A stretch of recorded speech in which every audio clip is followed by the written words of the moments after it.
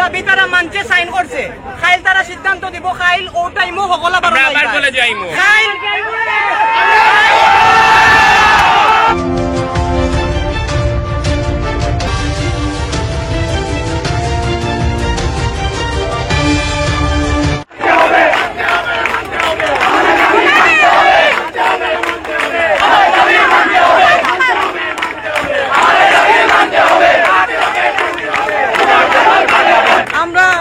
আজমানের অভিভাবক হিসাবে এখানে এসেছি। আমরা চাই এর সুষ্ঠু বিচার চাই। আজ আজমান এই পৃথিবী ছেড়ে আমাদেরকে ছেড়ে চলে গেছে। কেন চলে গেল? তার এই অকাল মৃত্যুর জন্য দায়ী কে? কিসের জন্য দুনিয়া ছেড়ে চলে গেল? আমরা এর সুষ্ঠু বিচার চাই।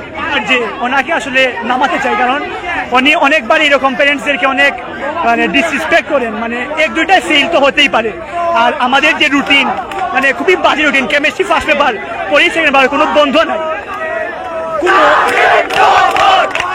কোনো একটা শৃঙ্খলা নাই। ফেল তো হতেই পারে, পরে শুধু ঘুরায়। একবার বলে ডিপি স্যারের কাছে যাও, ডিপি স্যার বলে প্রিন্সিপালের কাছে যাও, প্রিন্সিপাল বলে ক্লাসিক্যালের কাছে যাও। এইভাবেই চলতেছে। একটা টেনশন দেয় না, প্যারেন্টসদেরকে প্রতিদিন এনে শুধু ঘুরায়। এগুলো কাছে যে বন্ধ হচ্ছে। আর রুটিনটাও একটু বাজে রুটিন করে, একদিন মাস করে শুধু এক্সাম দিয়ে নেয়, কিন্তু কোনো কিছু পড়ানো হয় না। যেটা চেঞ্জ হয়ে যায়, আমার অথরিটিগুলো চেঞ্জ হয়। স্কলারস হোম স্কুলের গার্জিয়ান, স্টুডেন্ট গার্জিয়ান কমিটির একজন সদস্য। আজমান আত্মহত্যা করে না, আজমানকে আত্মহত্যা করতে বাধ্য করা হয়েছে। আজমান মৃত্যুর জন্য আমরা আজকে শোকাহত, মর্মাহত। আজমানের মা বাবার সাথে আমরা একত্রতা ঘোষণা করছি। এই আজমান মারা যাওয়ার পর আমরা সবাই আজমানের বাসায় গেছি, আজমানের জন্য দোয়া মাহফিল করছি। কিন্তু এই ট্রাস্ট কমিটি আজ পর্যন্ত কোনো উদ্যোগ নেয় নাই আজমানের জন্য। আমরা খুবই মর্মাহত যে আজমানের এই মৃত্যুর জন্য এই ট্রাস্ট কি করছে। বরঞ্চ আজমানের বন্ধু বান্ধব যারা এই আন্দোলন প্রতিবাদ করতেছে, তাদেরকে হুমকি দেওয়া হচ্ছে যে তোমাদের টেস্টে এলাও করা হবে না, তোমাদেরকে টিসি দেওয়া হবে, তোমাদেরকে পরীক্ষা দিতে দেওয়া হবে না। এই ধরনের হয়তো ওনারা ভুলে গেছেন। এই ধরনের প্রতিবাদ ছাত্ররা করে গত 17 বছরের ফ্যাসিস্ট সরকারকে হরানো হয়েছে ছাত্রদের মাধ্যমে। আর আজকে ওনারা ভুলে যাচ্ছেন, ওনাদেরকে এই মহলে আটকানো যাবে না। এই স্কুল প্রতিষ্ঠান আমাদের বাচ্চাদের, আমাদের টাকা পয়সা দিয়ে গড়া এই প্রতিষ্ঠান। আমাদের দাবি, এই আদমানের হত্যার পিছনে যাদের হাত আছে, আদমানের মা বাপের ইজ্জতের উপরে যাদের হাত আছে, তাদের সুষ্ঠু তদন্ত করে আনতে হবে। ছাত্র সেই স্কুলে, এই স্কুল অ্যান্ড কলেজে প্লে থেকে এইচএসসি পর্যন্ত লেখাপড়া করেছিল।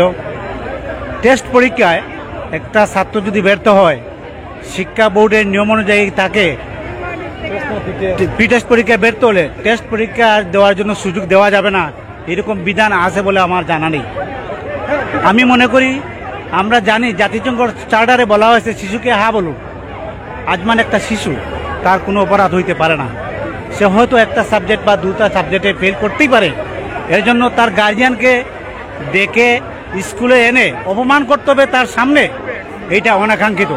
আমি মনে করি এই স্কুল কর্তৃপক্ষের অনেক দুর্বলতা রয়েছে। তারা মানবিক স্কুল না হয়ে তারা টাকার দান্দায় ব্যস্ত।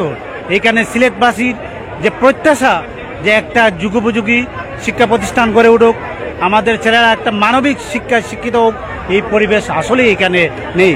আমরা অভিভাবকরা হতাশ। বড় হৃদয় উদারক কাণ্ড। আর এই ধরনের টিচার যেন আমরা পয়সা দিয়ে পড়াই, পাবলিক প্রপার্টি, সরকারি প্রপার্টি নাই, আমরা পয়সা দেই, আমরা পড়াই।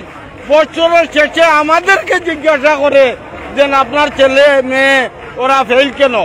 আমি কি 1 বছর পড়াইছি তাকে? না, আমরা পড়াই নাই। আমরা তাদেরকে রাখছি পড়ানোর জন্য, কিন্তু তারা উল্টা আমাদেরকে জিজ্ঞাসা করে। সরকারেরও এখানে দোষ আছে, কারণ সরকার মনিটরিং করবে। সে যদি এই প্রতিষ্ঠানের রেজিস্ট্রেশন দেয় তাহলে তো সে মনিটরিং করবে, সে রেজিস্ট্রেশন দিবে, কিন্তু মনিটরিং এর কোনো ব্যবস্থা নাই। এখানে পড়ানো হচ্ছে কি হচ্ছে না, ছাত্র ফেল কেন, ছাত্রের কি কোনো অসুবিধা আছে, গার্জিয়ানকে কোনো কিছু কথা বলতে দেয় না। আমরা কোথায়? এটা স্কুল না, এটা জেল। বাচ্চা শিক্ষার জন্য দেই না, এই বাচ্চাগুলোকে টর্চার হবে এখানে এসে। আরেকটা রিজন আছে ওইখানে, ওই স্কুলের টিচারদের কাছে যদি বাচ্চারা না পড়ে তাইলে ওই বাচ্চার সাথে তাদের হয়ে যায়, মানে তাদের বাচ্চাদের সাথে দেখবা যে ওরা খারাপ ব্যবহার করতেছে। কেন রে ভাই, আমি স্কুলে পড়াচ্ছি, ওই স্কুলের টিচারের কাছে যদি কোনো স্টুডেন্ট না পড়ে তাইলে ওই বাচ্চা অবহেলিত কেন? এগুলো কেন হচ্ছে?